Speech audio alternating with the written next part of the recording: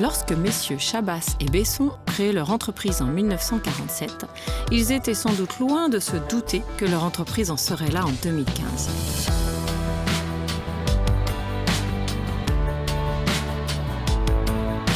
Spécialiste de la réparation et de la conception de vérins hydrauliques, l'entreprise est basée au Poiré-sur-Vie. Sur ses 3000 m², l'entreprise conçoit et livre près de 6000 vérins neufs par an. Monsieur Beder, dirigeant de l'entreprise depuis 2011, nous en dit un peu plus.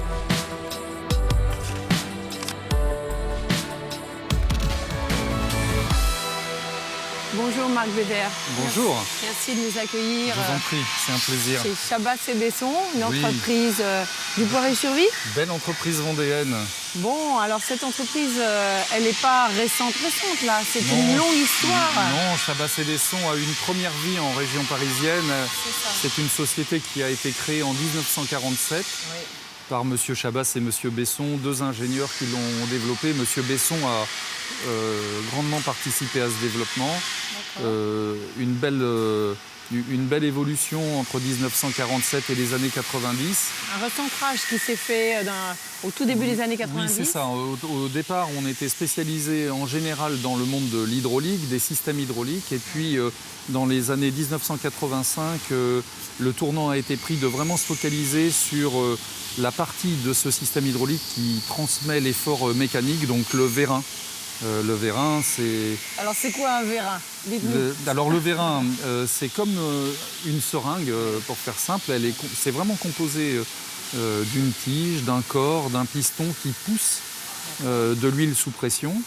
En fait, le vérin, lui, il reçoit de l'huile sous pression, contrairement à la seringue, et il va transmettre l'effort fourni par l'hydraulique à un système mécanique de notre client. Voilà. D'accord, donc un vérin, ça peut ressembler à ça. Voilà une application, par exemple, d'un produit qu'on fabrique pour le monde du nucléaire. Oui, voilà. Vous-même, vous êtes arrivé dans l'entreprise en 2011, c'est ça? Oui, c'est ça, c'est-à-dire que Chabas et Besson a été réimplanté par un industriel vendéen, Jacques Audureau, en 1995. Il l'avait racheté 2 ans plus tôt en région parisienne. La société a été ramenée ici dans le site qu'on connaît aujourd'hui. Et Jacques m'a vendu son entreprise en 2011. D'accord. Bon, très bien. Alors, les vérins, on en trouve dans plein de secteurs différents. Ah oui. Alors, je veux bien qu'on découvre un petit peu ça à travers Joël qui va nous expliquer un petit peu les différents clients, les formes de vérins, etc. Avec plaisir, allons le rejoindre. Bon, très bien. Je vous remercie. Je vous suis. Allons-y.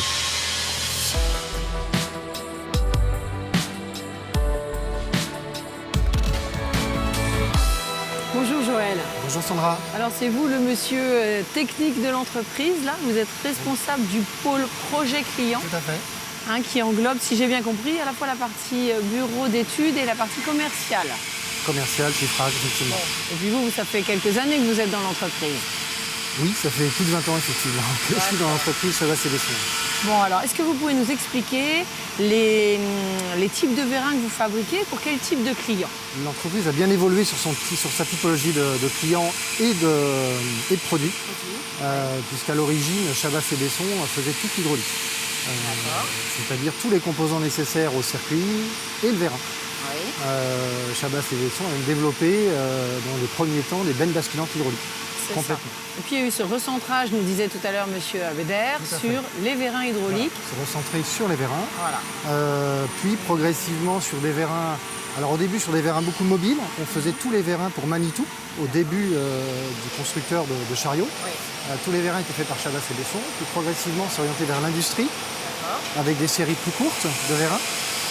La sidérurgie notamment dans les années 90. Et puis depuis les années 2000, on a augmenté le panel de clientèle, de secteurs d'activité touchés, sur des petites séries toujours.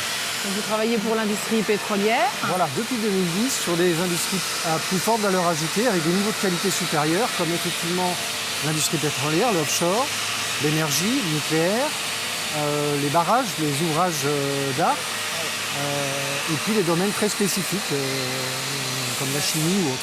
Et alors, vous avez quand même remporté un marché un peu particulier, là. C'est-à-dire que la Vendée se retrouve exportée à Tchernobyl. Alors, je ne sais pas si... c'est quand même particulier. Comment on arrive à obtenir un marché pareil? Alors, en fait, ça a duré 2 ans.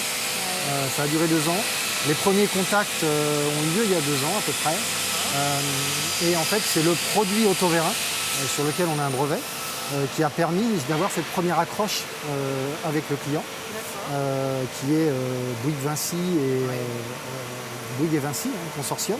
Et alors, ça consiste en quoi? Vous allez fournir donc des vérins pour cette coque-là qui va venir recouvrir... Alors, c'est l'arche, en fait. C'est une arche. Oui. C'est une arche de confinement qui va être basée au-dessus du sarcophage qui a subi l'accident en 86. Donc c'est une arche de confinement. Cette arche de confinement, une fois positionnée au-dessus du sarcophage, doit se refermer pour isoler, je dirais, le sarcophage existant. Et donc, pour le refermer, en fait, il y a besoin d'actionneurs comme nos autovérins pour venir fermer les panneaux autour de l'arche. Donc ce sont l'ensemble des actionneurs qu'on a fournis pour manipuler ces portes et les verrouiller, puisqu'ensuite, elles doivent rester fermées sur une durée de 100 ans, puisque l'arche a été livrée pour une durée de vie de 100 ans. Et donc ces vérins, j'imagine, ne sont pas très petits. Non, alors on a des produits effectivement qui vont jusqu'à 9 tonnes, 9 tonnes l'actionneur, qui peuvent tirer 2 fois 190 tonnes sur un seul actionneur, sur une course de 6 mètres 200 pour le plus grand. Donc il y avait une centaine d'actionneurs en tout. On a mis 1 an pour définir avec le client l'offre idéale, le package idéal qu'il avait besoin, qui comprenait les actionneurs, la commande et la pieuvre de câbles qui lui permettait de tout installer, une sorte de kit plug and play, où il y avait juste à brancher, à installer et à utiliser. On a mis 1 an à le définir et on a mis 1 an, une fois avoir obtenu la commande, à la réaliser. On a tout livré au mois d'août. D'accord, dis donc, ça devait être un projet fort intéressant. C'était un projet valorisant en plus, puisque l'objectif quand même c'est de protéger contre les radiations de la zone. Donc c'était plutôt effectivement valorisant en interne, challengeant de par sa taille et par la valeur du projet, et qui a mobilisé beaucoup d'énergie quand même au sein du pôle projet et au sein de l'entreprise. J'imagine. Alors là, on était vraiment sur la partie conception, fabrication de vérins. Mais Chabas et Besson, c'est aussi une activité de réparation de vérins. Alors on va aller voir ça avec Pierre. Vous m'amenez... Je vais vous présenter ça. Très bien. Alors je veux bien vous suivre pour aller voir Pierre. Très bien, merci de nous accompagner. Très bien, merci.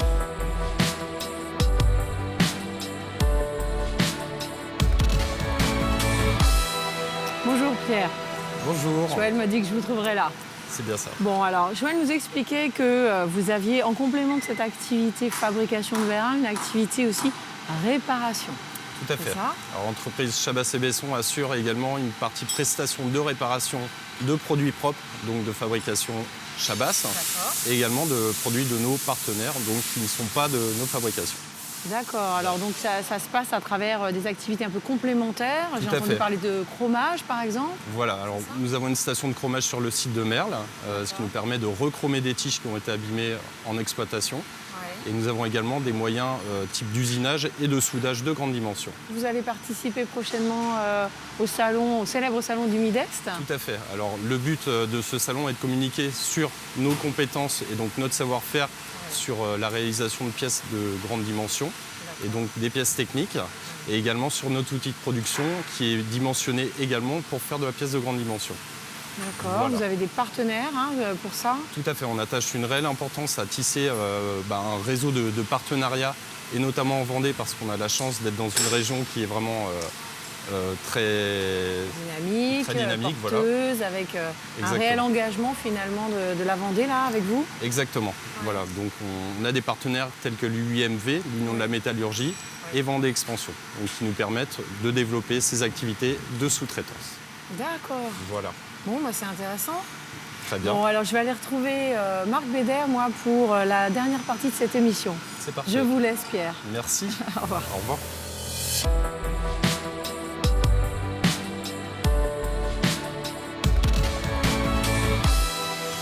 Alors, Monsieur Bédère, j'ai eu des explications très précises là, sur l'ensemble de l'activité de l'entreprise. Alors, c'est quoi son avenir maintenant? Le futur de l'entreprise, c'est un futur qualité, c'est un futur qui tire notre produit vers le haut avec des clients qui sont exigeants. On cible des marchés très exigeants sur des applications très sévères.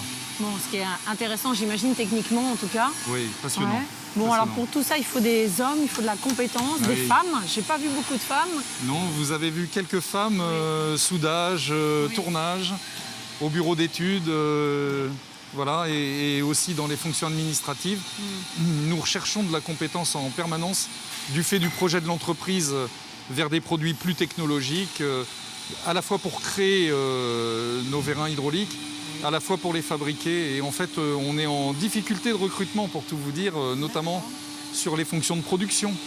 On recrute des gens au bureau d'études, ingénieurs, techniciens. On a renouvelé un certain nombre de personnes parties à la retraite également. Et puis en fait, sur les fonctions de production, comme notre chiffre d'affaires progresse, on a aussi besoin de développer nos outils de production, d'accompagner la mise en route des machines nouvelles qu'on achète. Et on a quelques difficultés sur des métiers comme le fraisage, le tournage à recruter. On a des postes ouverts. On est sur des métiers qui sont, ma foi, très intéressants malgré tout. Enfin, c'est passionnant, c'est de la fabrication unitaire. Les personnes règlent leurs pièces en même temps qu'ensuite ils l'usinent. Il y a des échanges permanents avec le bureau d'études qui a conçu les pièces. C'est un métier très technique. On ne s'imagine pas parfois qu'un vérin, en fonction de ses domaines d'application, puisse présenter autant de variations d'applications. bon, ça peut être en tout cas un beau projet en fait quand on cherche un peu sa voie, de se dire tiens, et si j'allais travailler chez Chabas et Besson. Formation initiale, réorientation professionnelle, nous accueillons tous les profils et nous cherchons cette diversité pour enrichir notre offre. Bon, très bien. Ben, écoutez, je vous remercie beaucoup de nous avoir accueillis, Monsieur Beder. Merci d'être venu nous voir. Au plaisir. Au revoir.